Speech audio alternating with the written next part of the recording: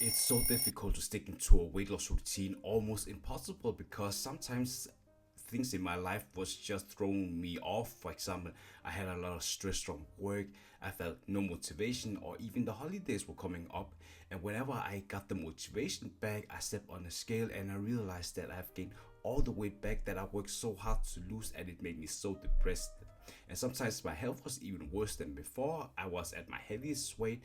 I was constantly feeling like I was in a hamster wheel, just losing the same weight and gaining it back. And it even affected my work in the way that I had no confidence talking with clients and doing presentations. And I just felt I missed out on so many career opportunities. Eventually, I learned how to break free from this vicious cycle, and I learned how to lose the 60 pounds in 8 months and kept it off for 13 years. And it was through two simple habits that I practiced for 5 minutes every single week that helped me being so successful with this weight loss journey. If you have not subscribed to my YouTube channel yet, make sure you hit the subscribe button and also turn on the bell to get notified whenever I'm making a new video about weight loss advice every single week. I used these strategies to lose 60 pounds in 8 months and kept it off for 13 years, and I've also helped dozens of men and women just like you lose up to 60 pounds and finally escape the yo-yo dieting cycle. And if you're tired of constantly losing and gaining the same weight, I actually want to help you to get you to your healthy self without giving up the foods that you love. So the first habit was that I was just realizing how bad I was looking in the mirror and pictures. I wasn't even able to fit all the clothes that I want, and that definitely sparked a lot of motivation with me wanting to Google the first weight loss plan and workout plan. So I was working out in the gym 4 or 5 times a week. I was weighing all my foods, and eventually I was just losing some weight, and that sparked a lot of motivation. So I kept going for 1 week, 2 weeks, 3 weeks, and the fourth week I just dropped the motivation. I was feeling tired, exhausted, and also felt like the food was just tasting very bland. So I was just said, fuck it, I'm just eating the favorite foods of mine, the junk food. I just start over next week. So the first couple of days in the next week, I was eating healthy, but eventually I just felt like the food was tasting very bland, and I just dropped the motivation and I just eating more junk food. And that ongoing spiral just kept going. I was feeling exhausted.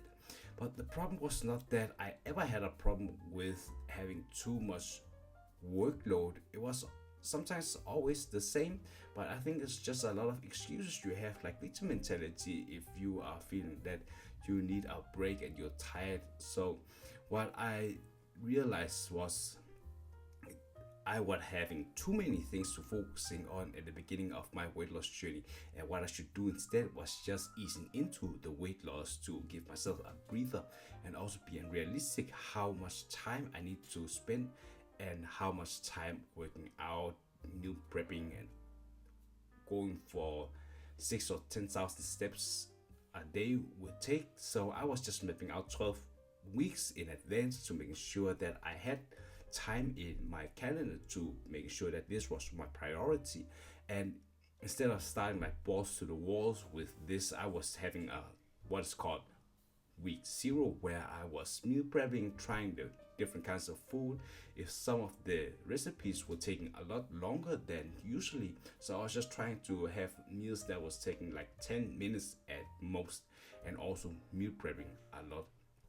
And then I was just trying to work out, seeing how things were doing and how long it would take for me, and also just making sure that I have my schedule not being filled with too many things, because it can just having a lot of stress on your life if you have doing too many things. And and also at the end of each week, I was re-evaluating how things were going, how I was feeling, what I could do better for the next week. Because if you're always aware of how things are going, you can always optimize it. And if you keep doing dumb things that is going against the weight loss plan, for example, you're eating a couple of cookies more than usually, the calorie deficit you're creating through your weight loss and diet plan is just being reduced. And if you're trying to lose weight, it's more about creating a big calorie deficit through your diet. Let's imagine that you have a calorie deficit of 500 calories from your maintenance calories, and you have a 45% of your daily calories come from protein, 45 or 40% of your daily calories come from fat, from carbs, and the rest is just fat. So that's going to help you building a lot of muscle, keeping the muscle, and also being in calorie deficit through the diet and through the workout and cardio and the steps you're going to, an additional creating 500 calories a day. In total, 1,000 calories a day, and that adds up to 7,000 calorie deficit throughout the week. So if you're eating all the time, like a couple of cookies here and there, the calorie deficit that you've created is just being reduced and you're not losing as much weight. So in order to lose like 2 pounds a week, you need to create a 7,000 calorie deficit. So you just want to be mindful about the smaller things that you're doing. And if you do have some cravings, you always want to drink some more water, like 4 or 5 liters of water a day to reduce the cravings, but also just adding some cola zero or anything light product that's going to help you reducing the cravings. So what is your biggest takeaway from the video so far? Just comment below and let me know.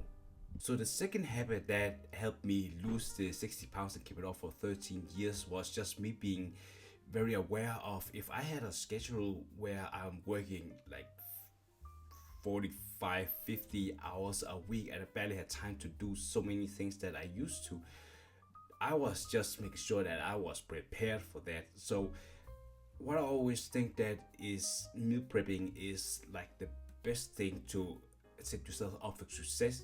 For example, if there's like a lot of meat that you have to cook for the week, I'm always having like one day a week, could be like Sunday before the week is starting, and I'm cooking all the meat. For example, I'm eating a ton of meat in order to like eating 200 grams, 250 grams of protein every single day. This combination from protein source and also the carbs, there's also like some protein in there. So I'm making sure that I have all the salmon ready, it's just in the fridge, I'm taking it out, and I have some couple of canned tuna, I have 3 package of eggs, I'm buying 4-5 kilos of frozen chicken breast, and then I'm putting like 3-4 kilo of frozen chicken breast into the oven with like cooking that for 40 minutes or 50 minutes, and then I have food, especially the protein sources, for like a whole week, and that definitely made life way more easy for me, because if you're doing it that way, you are not procrastinating a lot when you feel like life is very busy and you already have all the meals prepared. Then just pack it out and you're just eating it. Sometimes I'm just thinking myself an athlete that is just making sure that you're fueling your body with the right nutrition, and sometimes I'm not even thinking so much about the food. I just need something food to make sure that I have a lot of energy for the work. And that is definitely something that helped me being very consistent with the diets. And also, if you're already having your meals prepared, you're not getting derailed by a lot of snacking or temptations at work. Or if you feel like you have some temptations at work, you always, just like myself, I have a lot of reminders on my phone that help me stay on track, and also realizing why it's so important for me to lose the weight. Let's imagine that you have an upcoming date or you have a wedding where you need to look very sharp. That can definitely spike up your motivation. And also, if you're spiking up your motivation, eventually the habits are going to be ingrained in you. You're not feeling that you need the motivation of like a wedding or an upcoming event. It's just something that is make you feel very good. You feel good when you look yourself in the mirror, and when you are wearing the nice suit or dress, going to the presentations, talking with the clients confidently, and you are getting promoted more. That is some of the beneficial things that can definitely help you stay on this weight loss plan.